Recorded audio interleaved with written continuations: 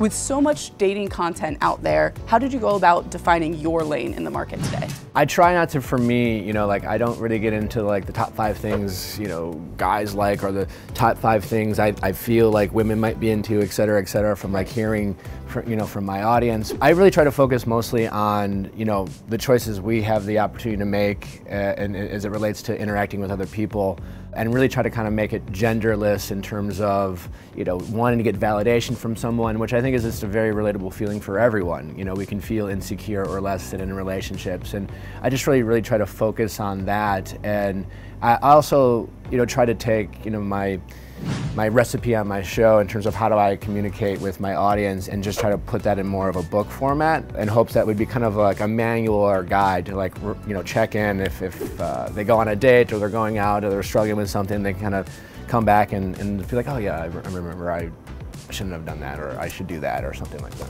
I love that. It definitely sounds like it's less about hacking other people while you're dating and more about figuring out everything from within, right? Very much so. It's really not about understanding other people. Like certainly I will share my thoughts on what people's intentions or their feelings are in a situation, but it all comes back to what you can do with that and how you can make those choices. Because I think when it comes to dating and relationships of any kind, and at least something that I struggled with too, it's just, I think there's always this feeling that our happiness is in the hands of other people.